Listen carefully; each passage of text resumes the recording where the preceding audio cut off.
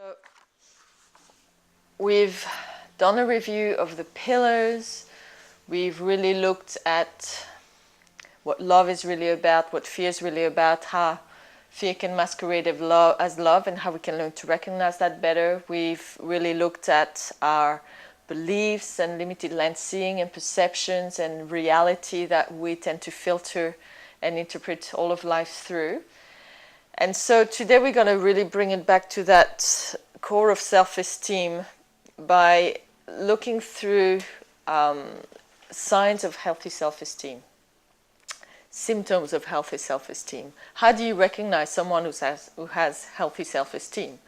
Obviously, we work on the feeling level a lot with Cosmosis, and that's really the only way to effect transformation and healing and have shifts in a way that are going to really change you, working with the feeling level. And so the ability to feel into your foundation of self-esteem and feel into your 4 pillars is never going to be something that you replace.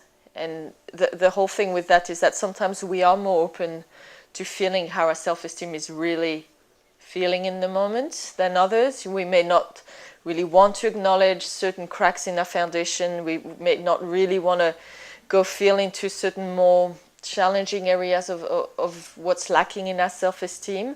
And so sometimes it's good to look at our behavior and how we live our lives and how we walk the talk or don't walk the talk of a healthy self-esteem.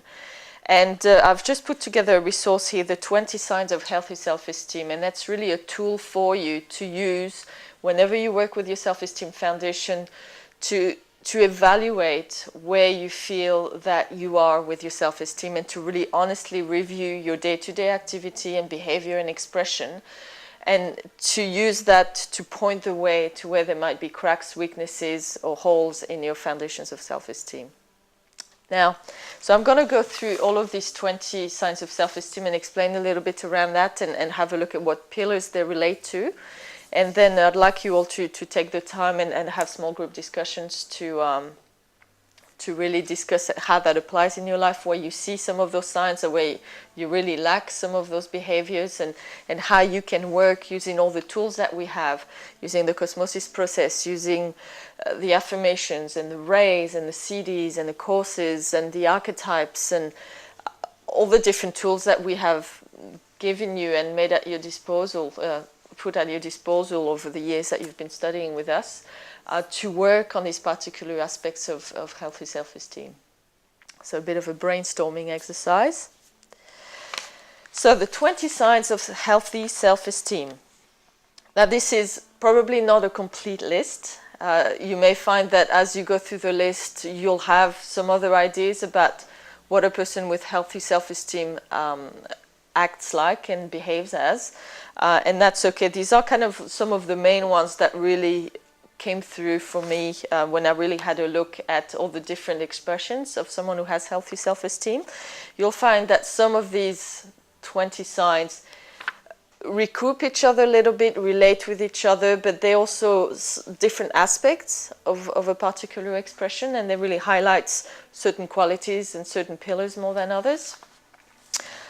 Okay, so the 20 signs of healthy self-esteem. Number 1, has a healthy inner coach.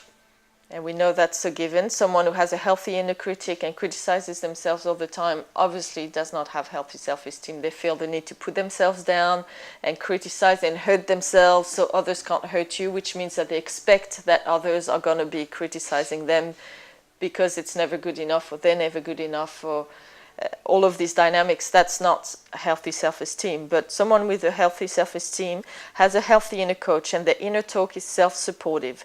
They are able to review failures and mistakes in a constructive way that enhances learning and helps improve. And they motivate themselves towards new enterprise and new experiences. So it's really that inner dynamic of how do you support yourself through life's experiences and life's challenges. When you review your day, you review your life, you review certain key experiences, do you use the negatives to turn them into positives? Do you turn your curses into blessings? Do you actually use what you have experienced, what you have struggled with, to learn from it and to support yourself towards moving in a positive direction, towards learning how to do it better, and then actually use that to motivate yourself to have another go, to learn something new, to expand into a new direction? So that healthy inner coach dynamic is probably one of the first signs of someone with a healthy self-esteem, someone who's actually invested in supporting themselves and feel that they deserve their own support, rather than someone who feel that they have to whip themselves and beat themselves up through life.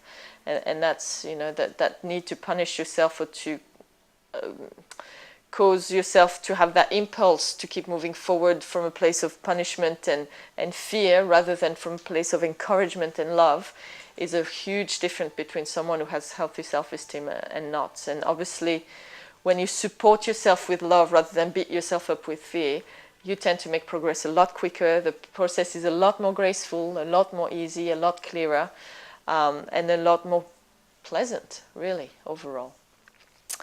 So that was number one. Number two is generally a kind, caring, considerate person. They don't feel the need to drag down or hurt others in order to make themselves feel better. They display good relational qualities. So someone who has healthy self-esteem doesn't have that need to bite and attack others that tends to happen with someone that has really low self-esteem. Someone who has really low self-esteem tends to be defensive a lot of the time, and sometimes the best defense is attack. And you see people with really low self-esteem being the first one to attack and be defensive and be sometimes aggressive, sometimes not. Sometimes it's more about being manipulative, and tend to also not be very good at relationship, because they tend to push other people away, to not allow people to come too close, to shut down. And they tend also to be very critical, very judgmental, have a need to put others down, whether it's through criticizing or competing in order to win and put others down, because they feel really badly about themselves. And so they try to constantly prop up their sense of self-esteem by competing with others and being the one who wins and being the one that criticizes or always has something negative that they see.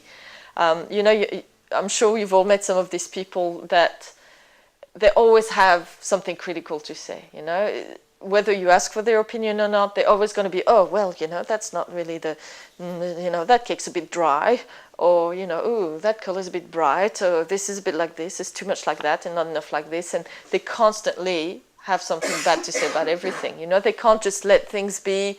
They can't just acknowledge the success of someone else completely unconditionally with joy. There's always something that they have to do to bring it down and to criticize it.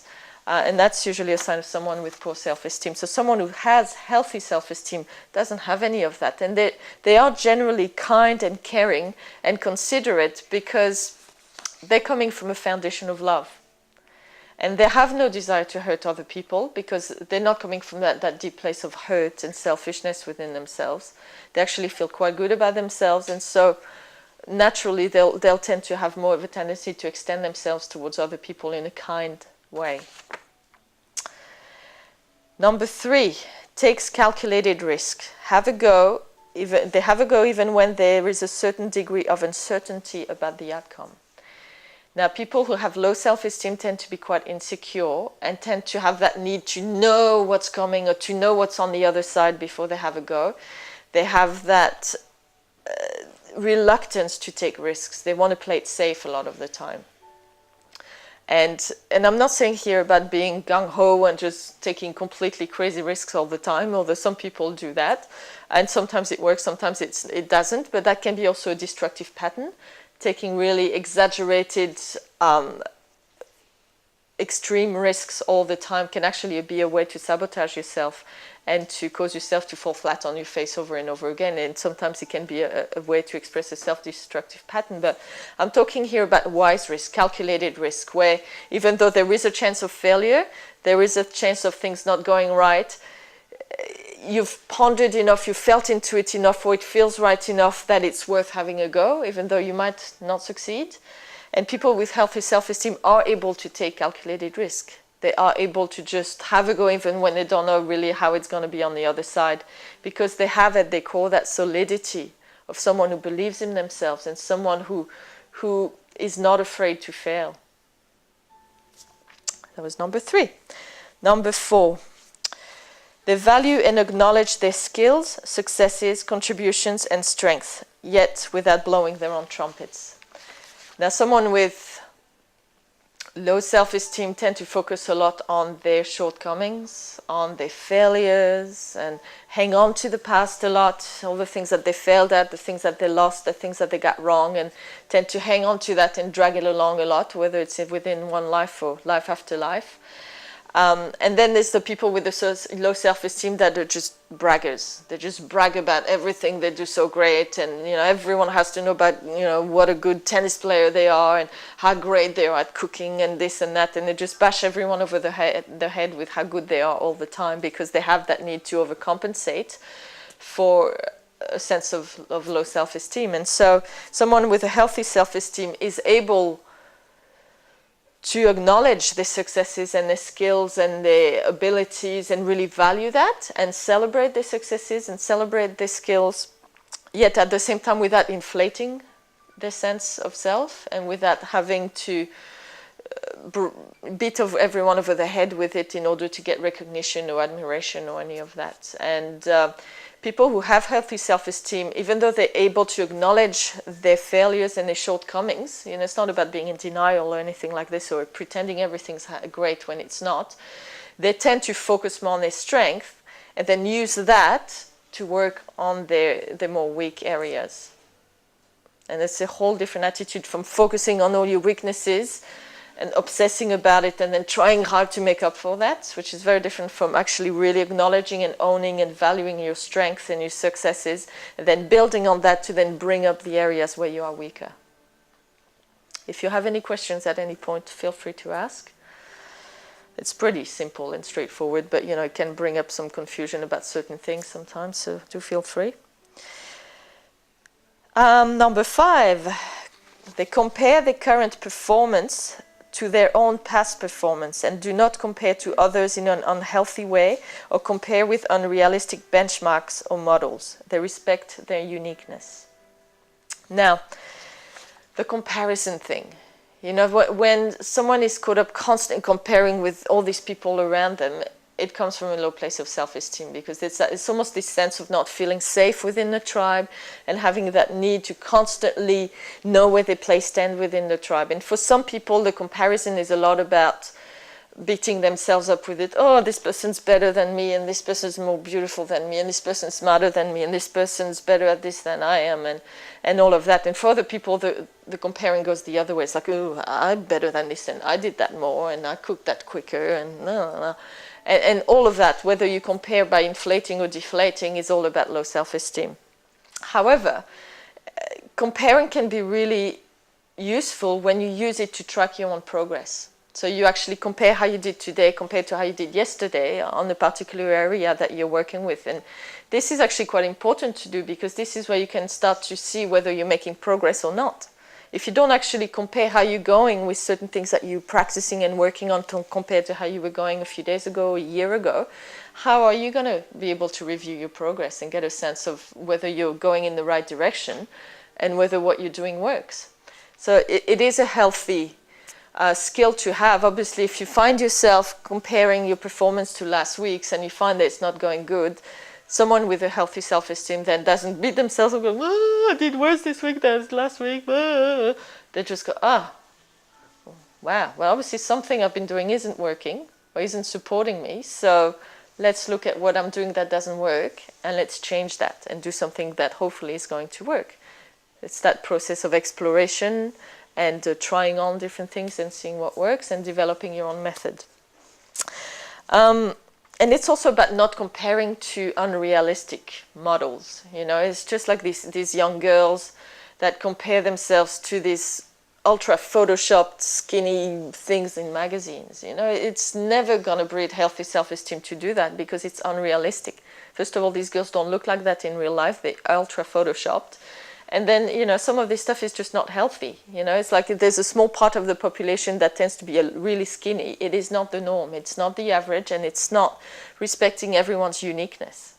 You know, it's not to decide, well, the part of the population that's really skinny, they're the ones that everyone has to look like and everyone has to emulate, and the rest of you means there's something wrong with you. That's just, it's crazy. It's not healthy. It's not healthy for people in general and for the mentality that we have.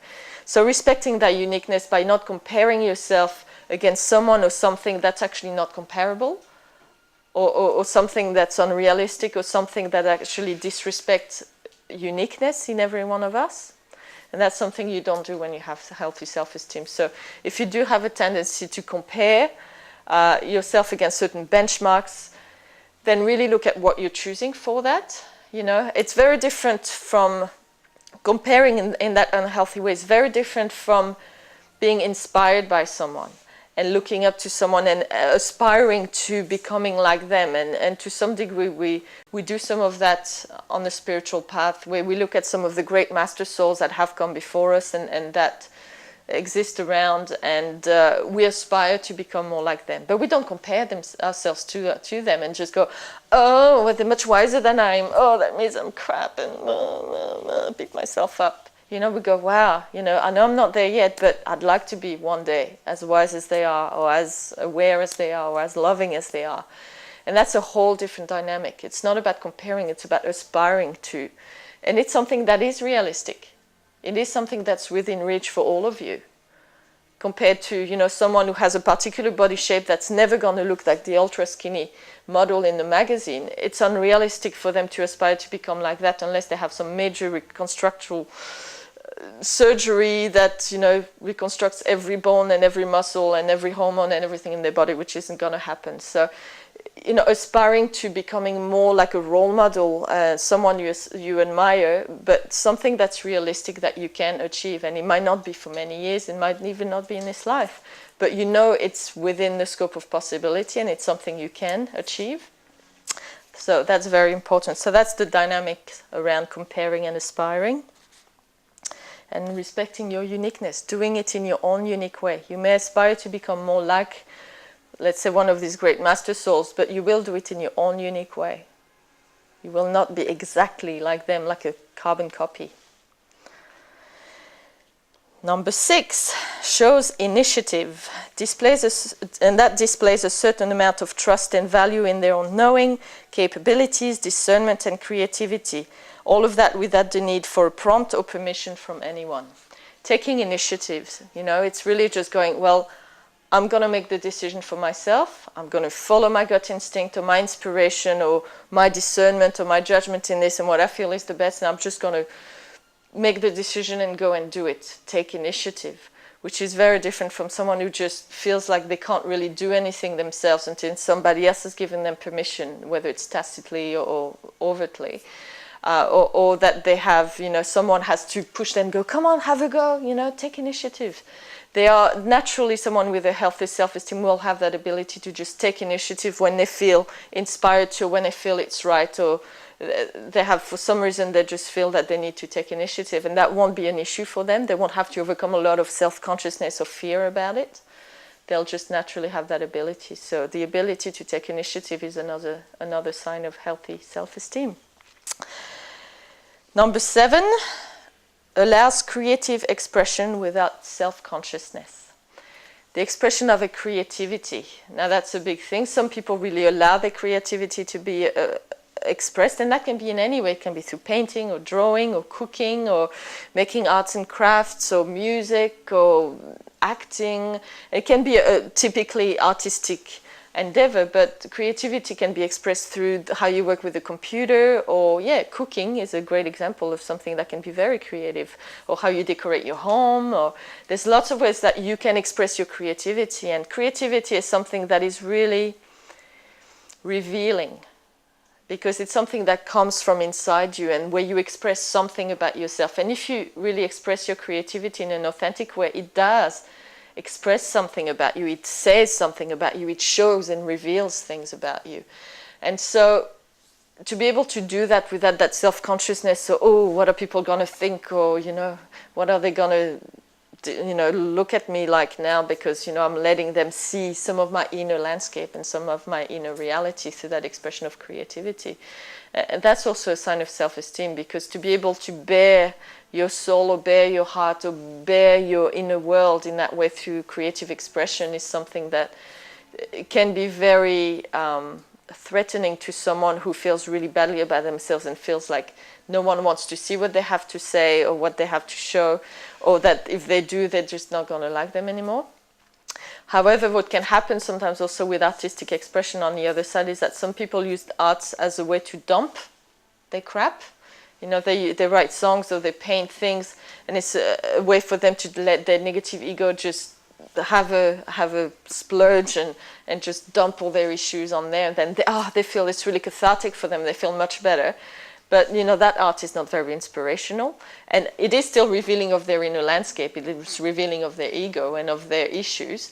But it's not really what art is supposed to be. You know, so art really originally in the ancient days, when the arts and the science and spirituality were all really working hand in hand, the arts was something that was, like spirituality and like science, supposed to elevate the consciousness of the population and inspire and offer insight and wisdom. And it was all connected with spirituality and with the science.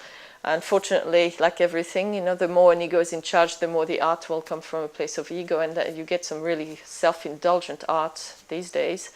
You know, people just completely coming from their minds and conceptually creating a black square on a black canvas. You know, it's like, great. You know, and people think, oh my God, it's so profound. It's mental masturbation. It's bullshit. It's just crazy. And so, you know, that's not art is supposed to be. So if you do art from the heart and really in a way that's authentic, it bears your soul. And that takes healthy self-esteem to be able to do that and put it out there and let other people see that. And it's almost like seeing through windows into your soul. And yes, dancing is another way that can be. Okay, number 8, has a can-do attitude and feel that they can undo or overcome their limitation. So that can-do attitude, they don't let themselves be stopped by any, oh, I can't, or it's too hard, or I'm not capable of it. People with healthy self-esteem realize that whatever limitations they may have, whether it's within themselves or in their lives, it can be overcome. And they have that can-do attitude. It's like, oh, well, I'd like to do this, but I really don't have the skill. Well, they don't stop at that. They go, well, how can I develop the skills to be able to do it? You know, if I want to become a scientist, but, you know, I studied English at university. I've been an English teacher for 10 years, so there's no way I can be a scientist. Oh, well, that's it. No. They go, well, why don't I go back to uni and study science and start from scratch? And so they do that. It's that can-do attitude, and they know that whatever limitations they have, whether people in their lives tell them, no, you can't do it, they just have a go and they find a way to overcome the limitation that they encounter. That's a very clear sign of someone with healthy self-esteem. And sometimes people are driven to do that, constantly overcome challenges and blocks in their lives or in themselves. But sometimes what happens is that people do it out of fear as well. So we have to be discerning. Some of these behaviors, although the vast majority of the time will be from a place of someone with a certain amount of healthy self-esteem. In some cases, it can be from a place of fear. And you can see some people that are really driven to succeed and overcome the odds and push through, but it's from a place of needing to prove themselves. And they're very driven, but they're very competitive. But it's, you know, perhaps their parents were constantly driving them, so they've developed these habits of being really driven and pushing no matter what, you know, and they'll step on anyone they need to achieve what they want to achieve, and they just won't stop until they get what they want, and even then it won't be enough, and they'll want more and more and more. That's a very different attitude from what I'm talking about, where it's someone who's doing it in a loving way, in a wise way. It's not about proving anything, it's not about winning, it's not about being top dog, it's just simply about following their path and their life and not letting obstacles and naysayers and self-imposed limitations or limitations in the other world stop them, because they know they can achieve anything they want if they just work hard enough and do what they have to do to get there.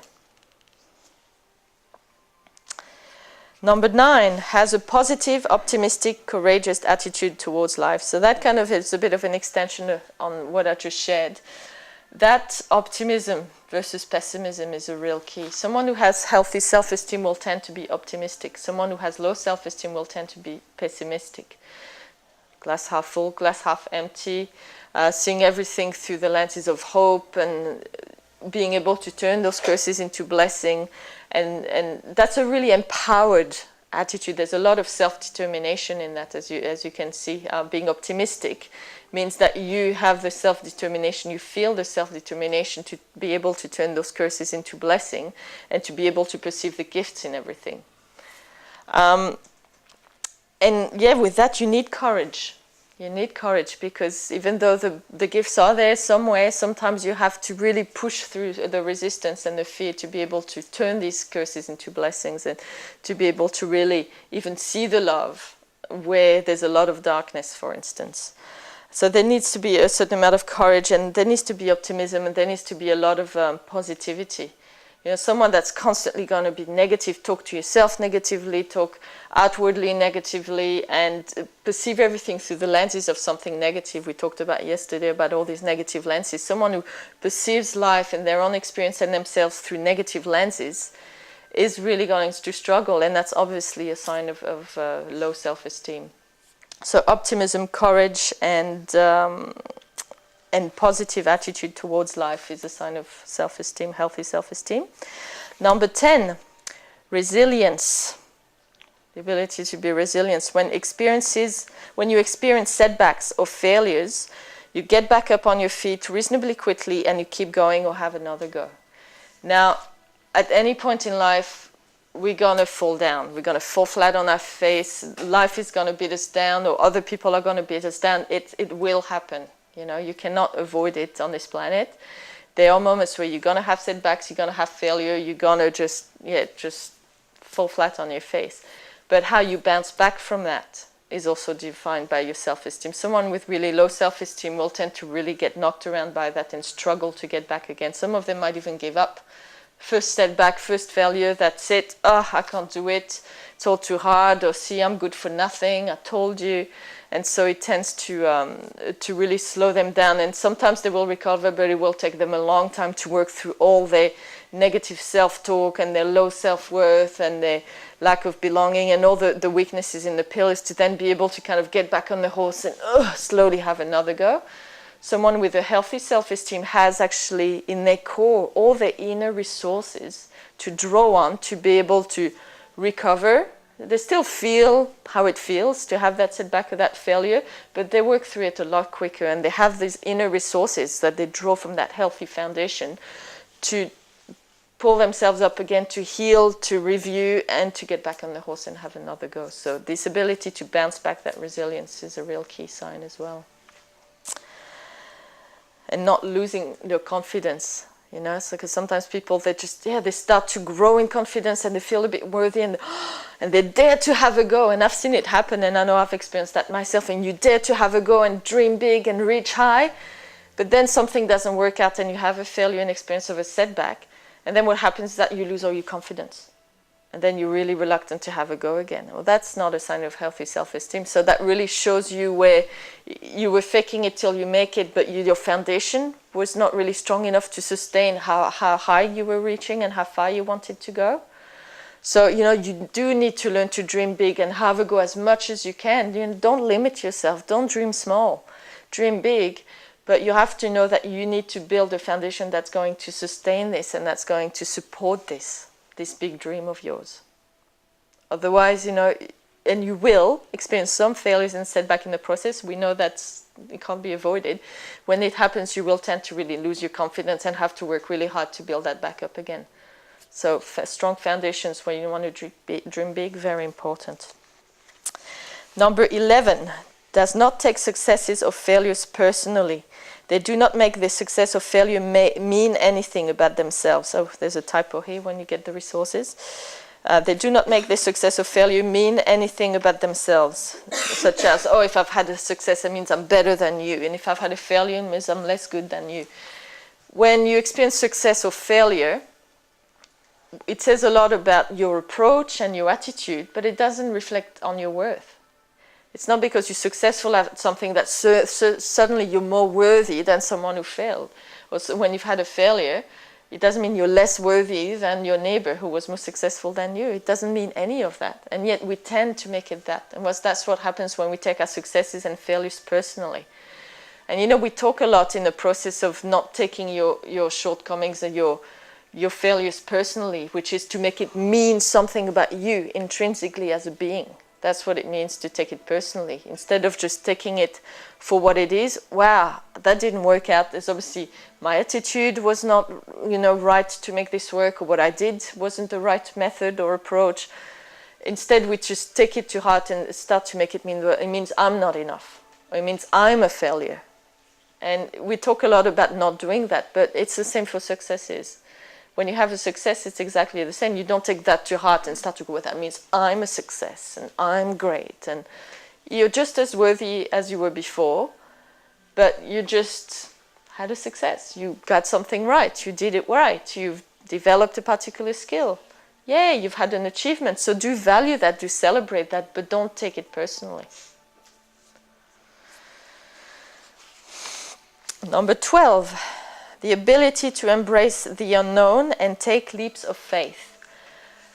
So, in any part of this process that we engage with, that spiritual warrior process, the personal spiritual alchemy, there are times where you have to let go of a lot, and there are times where you have to step into the unknown, and there are times where you have to recreate yourself anew, and there are times where you have to just take that leap of faith and just explore something that is bigger than anything you've ever explored before, and have a go at life in a way that feels really unknown, and really like that whole walking on a string without a net to catch you underneath. And you need to be able to do that, to jump into the unknown without that fear of like, oh, I can't do it, or I'm not good enough, or that, all that self-doubt that tends to sabotage you in those moments. And the ability to embrace the unknown really rests on the need for that strong core. When you have low self-esteem, you will tend to run control patterns. Be very controlling in some way or another, because you don't feel safe, because you're not strong in your own core. Your foundation is not strong. You don't feel safe in yourself. So you're not going to feel safe in life. You're not going to feel safe in the face of experience. And so you tend to then try to control everything around you, everything within you, even using your mind to control how you feel and what you see and what you don't see. And all this control is something that will stand in the way of you being able to just let go of what you know and take that leap of faith into the unknown. And to be able to do that, you need to have a certain strength in your foundation of self-esteem, where it's almost that sense of no matter where you go, no matter what you do, how much you don't know and you are in that unknown, you'll be okay, because there's something inside of you that is so strong and so strongly based in love that you feel you have the means to do anything, even if you don't know, even when you have no idea what's on the other side. So without that need to control, to know ahead of time, to have all the information, it's just trusting the heart, trusting the love, trusting the knowing, and trusting yourself with that. Number 13, you enjoy your own company, simply being with yourself and relating with yourself on a feeling level with authenticity and a certain depth, which means being with yourself without distraction. You know, being by yourself watching a movie is not being with yourself. Or being with yourself and sitting in a quiet room but spending the whole time thinking, that's not being with yourself. Being with yourself is you're present, you're aligned, you're centered, you're grounded. You're simply actually in your own company on a feeling level, on every level. You're with yourself, you're not hiding from yourself, you're not distracting from yourself, you're not trying to squash yourself, you're being real with yourself. It's not about pretending that you're with yourself, but you're really showing the face of yourself that you like to see. It's about being real with yourself. And the ability to do that and actually enjoy your own company in that way, that's a sign of healthy self-esteem, and that's a sign of liking yourself as well. Now there's a difference between loving yourself and liking yourself. Sometimes we don't like ourselves very much, and sometimes that can be okay.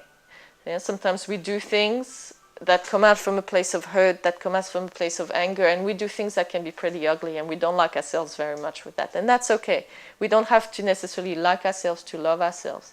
It's just like a kid, you know, sometimes they behave in ways that you don't like, but you don't stop loving them because of that. You have to do the same with yourself. You need to, no matter how you're carrying on, and no matter what you've done that you may like or not like, you need to be able to still love yourself through it anyway. And have that inner coach and that supportive presence with yourself, and being in your own company without the need to fidget, distract, do something, to just simply be in your own presence, in your own company. That's a sign of healthy self-esteem as well. And actually enjoy it. That's the thing, not just do it, oh, well, Seg said we had to do that, so how much longer? 10 minutes, God. Not like that. Not like that. Just go, this is nice, you know. A friend calls like, hey, you want to go and have fun? No, you know, I'm good here. I'm having a good time. Thanks. See you later. And you know, when you start to really sometimes enjoy, not all the time, but enjoy your own company so much that you don't even want to hang out with somebody else, not all the time, that's a good sign. It means you're really starting to really like yourself and love yourself and have a good relationship with yourself, even with your rough bits and everything, and it's okay. That's a really important skill to develop. Number 14, do what you love or are good at for the sheer pleasure and love of it, not for the need for recognition, admiration, or approval from others. You know, when some people tend to rely on their areas of strength, so if they're good at math, they'll go into a career with math, and they're really motivated because, you know, they're doing it because they know they're going to be good at it, so they're going to just get a certain amount of status and success and respect. You know, some people just do things they're good at just because that's playing it safe. That's the safe way. That's the way that they're going to most likely avoid failure, be successful, and then be recognized and approved of by others. And that bolsters their sense of self-esteem. Of course, it's not really real. It's not authentic. It's something that's coming from outside of yourself. So it will never replace having that strong sense of self-esteem from deep within, because even if you get admiration and recognition from someone outside yourself, it's like a drug. You just keep needing more and more and more because it doesn't last. So when you do something for the admiration, the respect, the status, what other people are going to think, and oh, you know, I'm really good at that, so I'm going to be able to show off, that's not healthy self-esteem. When you do something simply because you love it, or because you're good at it and you enjoy it, that's someone who has a healthy self-esteem. You don't do it to kind of get something from other people or get some sort of status or to avoid failure at all costs so it makes you feel better about yourself. You just do things because you love it. And sometimes you do the things that need to be done because they need to be done. And it may not be your favorite things to do, but we know that for success, you need to do what makes your heart sing, what feels really right, you know, and you have to realize that doing what makes your heart sing is not the same necessarily as doing what makes you happy. Like, you know, what makes me happy, for instance, would be traveling a lot and, you know, being a millionaire. That would make me really happy. But at the same time, my heart sings doing this because it feels right to me and because it's where I'm supposed to be, and it makes my heart sing. But it's not necessarily what would make me the happiest in the whole world, and yet it does, in a weird way, you know? So doing what makes your heart sing is not the same as doing what gives you the warm and fuzzies and what makes your ego happy. But, you know, you need to be doing what makes your heart sing, and you need to do it out of love, not out of obligation. However, to be successful, anything you do in life, there will be some aspects that need to be done that are not the most fun, whether it's the admin paperwork or the tax, or, you know, there's always anything you do, there's going to be some aspect that's not the most exciting, but it needs to be done, and it's a necessary condition for success. So the willingness to do all this is also very important. And someone who has healthy self-esteem is not constantly chasing the good feeling or the warm and fuzzies. You know, they have that sense that there's a certain amount of discipline that's needed for success, and yet they also follow their hearts in terms of doing what makes their heart sing, which is not the same as doing what makes you happy. Sometimes you can do what makes you happy as a hobby, and that's a great thing. And sometimes you're lucky enough that the two, what makes you happy and what makes your heart sing, is the same, but a lot of cases it's not exactly the same. So that was that. Number 15 is not interested in the opinions of others about him or her. And also, although they probably care about the opinions of a selected few whom they trust, admire, and whose insights they value. Now, someone who has a healthy self-esteem is not living their lives guided in any way, shape, or form by the opinions of others, whether it's your parents or your family, making your family proud, or finally getting that pat on the back or recognition from your family for whatever, being successful at something that they wanted you to be successful at, or whether it's even your partner or colleagues at work or society in general, that expectation, general expectation, opinion of society, what's expected of a good citizen, whether it's the opinions of your peers in any particular area of endeavor. If you're living your life in any way directed by the need to have the approval of others and the good opinions of others, you are coming from a low place of self-esteem. Your self-determination is very low. Your uniqueness will be low. I mean, all the pillars will be low, but especially self-determination and uniqueness. Now, we all know that, oh, well, what people think of me is none of my business. And it's true. People's opinions tell a lot more about them than it does about you, or about whatever they have an opinion about. When someone says, ooh, I don't like this painting, I find it really, depressing. Well, it doesn't say anything necessarily about the painting. It says something about them and their own perception and their own subjective lenses. So everyone's opinions, actually what it does is reveal a lot about their map of reality and their perceptions. And, of course, if the painting is that of a, dog slaughtered on the floor, and probably is a little bit depressing, but somebody else might have a completely different perception of that, and that will say something about them. But there's lots of subtle ways that we don't even realize that we are living by the opinions of others. And some of it is the voices of the inner critic, which are actually voices we've internalized, that were voices of significant others, parents or role models, or how we imagine certain people like celebrities. What we know about them, we start to imagine what they would think about what we're doing or what we're saying or how we're living our lives. And teachers, significant teachers, anyone we start to really value the opinion of, we can sometimes then start internalizing their voices as part of our inner critic. And without even realizing, we start living by the opinions of others, whether it's actually their opinions or our imagined version of their opinions, what we think they would think about it. And that's one of the ways that we can really live by the opinions of others, trying to fulfill what we think others or society expect of us, rather than living by your own truth and by your own heart. However, if you have a healthy self-esteem and you don't care about the opinions of others, you play your own game and just travel your own journey, you have your uniqueness, your self-determination really healthy, and you're living your life, it doesn't mean that you don't take feedback and you don't review and ponder when people are bringing healthy criticism or constructive criticism through. And most people with a healthy self-esteem will have maybe one, two, or a small group of people whose opinions and advice and insights they actually do respect and they do value. Maybe because this person has proved to be very supportive over the years, or they have proved to be really on the same page and really get the kind of ideal that you're working towards, or it's someone that you admire and aspire to become more like. If you really want to become a great piano player, well, you're likely to be willing to take the advice from someone who's an amazing piano player that you want to become more like, and that's really a healthy thing. So it's not about not taking advice on and not taking the time to really learn from what other people give to you as feedback, but it's about not living your life just to comply with the opinions of everyone and everything that surrounds you. And even when a certain amount of criticism or feedback comes back from people you don't necessarily respect, a master will always just take the time to go, well, thank you for that, and really ponder honestly in their own heart to see if there's any truth to that remark or feedback.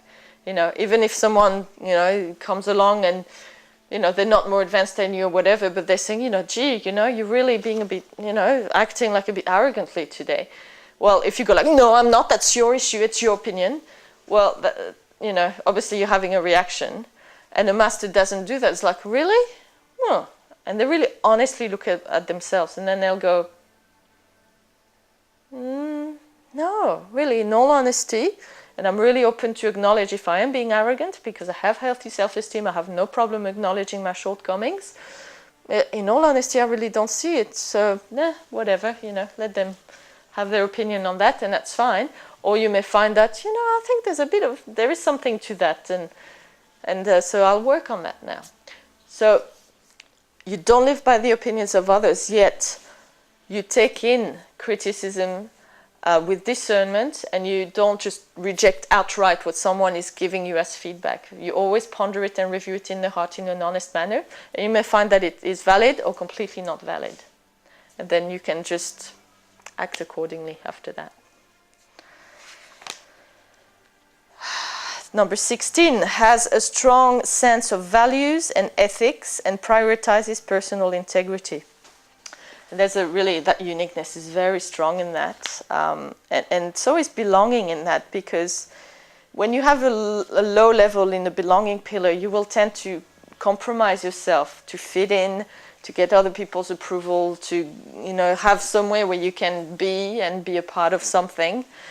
But someone who has a strong sense of self-esteem will actually really have a clear sense of what they stand for, what they value, what values they want to live by, and have a strong sense of ethics, of doing the right thing, and also a strong sense of integrity, where they don't want to compromise their values and their sense of doing the right thing in order to fit in or please or do anything that we do that's really about bolstering a faulty sense of self-esteem.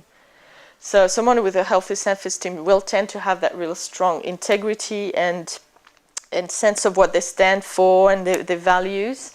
And for people who have low self-esteem and are really caught up in these games of fitting in and pleasing others and doing things in order to belong or be approved of and find their worth outside of themselves, can find the people who have the healthy self-esteem and stand strong in their values and their integrity almost a bit hard and a bit harsh, or sometimes a bit cold, because they refuse to play the game.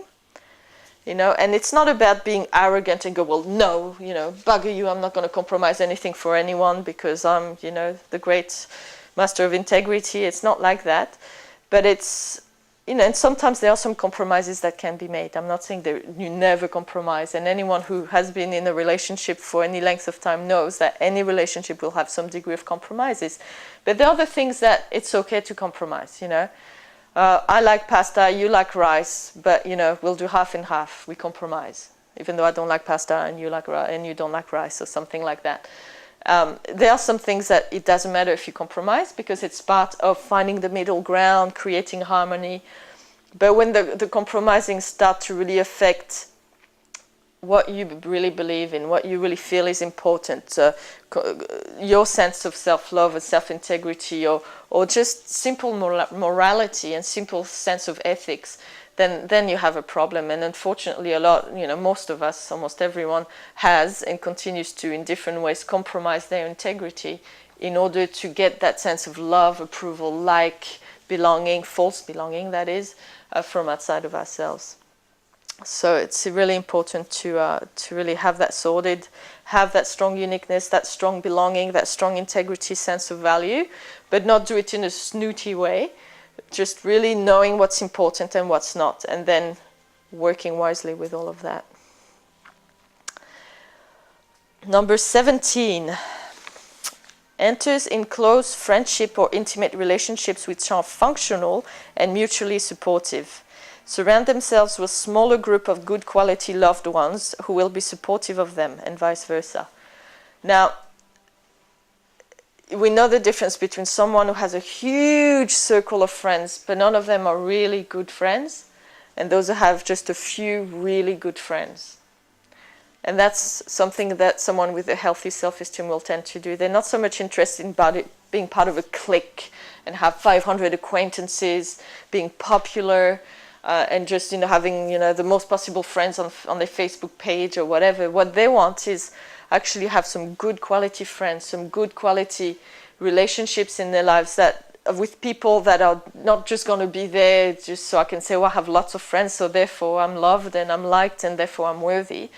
But someone who's going to say, I only have a few friends, but they're really friends that get me, that support me with what I stand for and what I'm about, and I support them with what they stand for and what we're about, and we actually love each other, and we actually allow ourselves to be positive influences in each other's lives. And these relationships are functional. Anyone who tends to stay in dysfunctional relationships or manifest dysfunctional relationships, that's a sign of low self-esteem. If you really value yourself and love yourself and have healthy self-esteem, why would you stay in a dysfunctional relationship? A relationship that's going to be destructive, that's going to really erode your sense of self-love and your sense of self-worth. And you don't do that if you have healthy self-esteem. So if you have dysfunctional relationships, you don't have healthy self-esteem. If you're really invested in having lots and lots and lots of friends, but some of these are fair weather friends, or they're actually people that are not really good influences in your life in terms of what you want to achieve and who you want to become and where you're going with your life, then you're not coming from a place of healthy self-esteem. It's better to have one really good friend that supports you and knows you and treats you well, and you do the same for them, than have 100 friends who think you're a bit weird and they don't support what you do, and they're not really there when it really matters, and they just buy into all your bullshit instead of calling you on it, and none of that is really really healthy. So that was number 17. Now number 18. Yes. What about people who have no friends or deliberately sort of shut down? Well, if you have no friends deliberately, that's a whole other thing, because that can be just you keeping everyone at arm's length. I mean, there can be times in your life where there is really no one around that can be supportive in a healthy way, But if you're someone who looks to constantly be safe and have people to be supportive of your ego, and then you're in an environment where people are not going to be supportive of your ego, then you will tend to push everyone away who challenges your issue, who threatens to be a bit too close and intimate, and if you're really invested in hiding yourself because you have a certain amount of shame and you have low self-esteem, then you will tend to keep everyone at arm's length, and you're not really going to allow people to come close and build friendships and build really intimate relationships. But sometimes there are some of these people like that in your lives, but you don't even realize that they're friends, because the perception that you have around what a friend is and what a friend does is actually really dysfunctional. And there may be some people, maybe it's your parents, or maybe it's the friends or a boss or colleagues, that they could be really good influences in your life, and they could become good friends if you stop being such an ego, for instance. So if you allowed them to see you a bit more, for instance. So of course there can be all sorts of patterns there. Number 18 is coachable. Very willing to take guidance from a trusted source, mentor, and very interested in constantly learning new things. Someone with a healthy self-esteem wants to evolve, wants to grow. And part of that is being able to take in teaching, to take in guidance, to take in mentoring, coaching, and to be able to just go, hey, here I am, treat me as if I knew nothing. Treat me like an idiot, because I want to learn. They want to learn, they want to grow, they want to better themselves all the time. Not to prove anything, not to win or be the top dog, simply because they naturally, because they feel good about themselves and they love themselves and they're supportive of themselves, they naturally feel that urge, that evolutionary urge of the human spirit within, and they constantly want to learn and grow, and as a result they have an attitude towards learning which is really healthy, where they seek learning and they're really open-minded and they're really able to greet the new information anew, and not constantly try to fit it within the boxes of controlled beliefs and realities that makes them feel comfortable about themselves. And they have a healthy self-esteem, so they're okay to jump into the unknown. They're okay to break the boxes and the boundaries of what they thought they knew before, because they have that strength at their core to do that, which is very different from someone who learns, but they want to fit what they're learning into the boxes of what they already know, because it makes them feel more competent or more intelligent, or like they already know everything. And we know these know-it-alls, people that invest in self-esteem into having that sense of knowing it all, you know. And the moment that you lock yourself into feeling like you know it all, then you stop learning. And someone with a healthy self-esteem does not do that. Number 19 is not a perfectionist. Does not strive towards an unrealistic benchmark out of a need to prove their worth or abilities or meet someone else's unrealistic expectations. Perfectionism is a pattern born out of low self-esteem. It's constantly, first of all, it's a way of constantly putting yourself down, because perfection does not exist. So when you try to reach perfection, you're setting yourself for failure straight away. So it is a way to beat yourself up and to put yourself down all the time. Reaching unrealistic outcomes, or trying to reach unrealistic outcomes, is something that's never going to work. So, you know, unless you want to experience failure just for the sheer pleasure of it, you're obviously coming out of a place of low self-esteem. You know, and the perfectionists tend to have a lot of these control patterns that I was talking about, where everything's got to be exactly like this and exactly like that, because it makes them feel in control.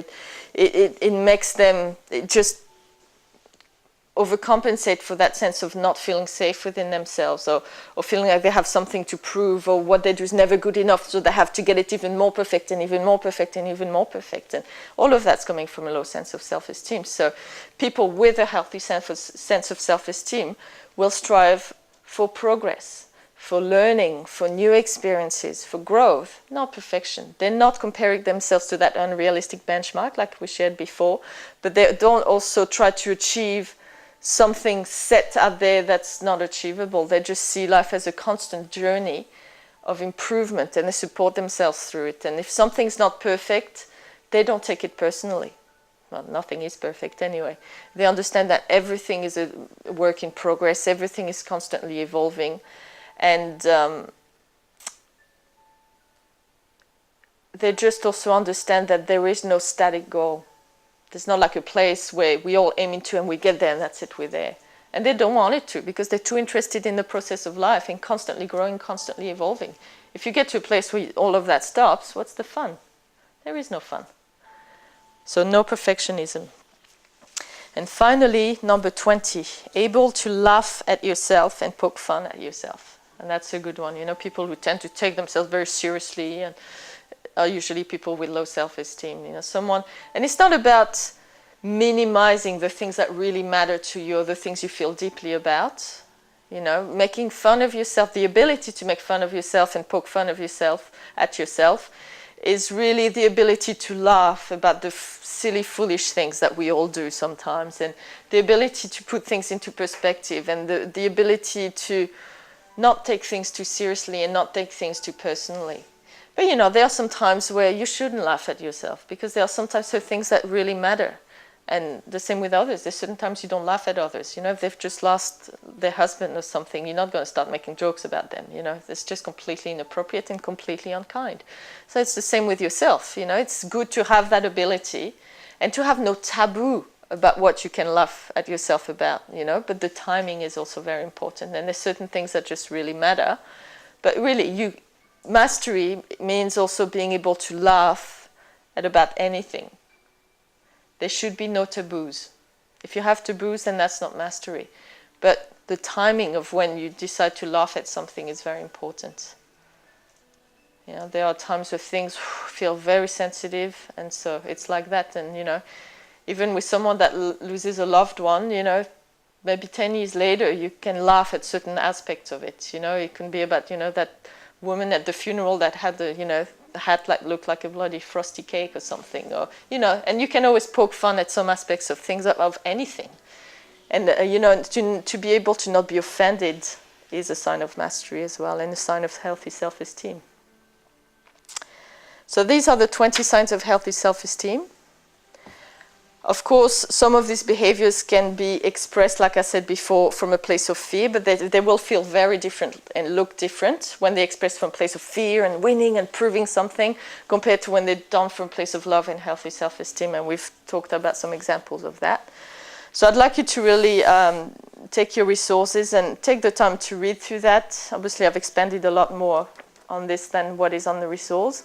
And just to really look at yourselves and take a bit of time at seeing how you express some of this, and whether it is from a place of love or from a place of fear, and what does that tell you about the state of your self-esteem foundation, and how can you then work with all the tools and all the processes that we have to help let go of certain things and then rebuild a healthier foundation, and practicing some of these behaviors.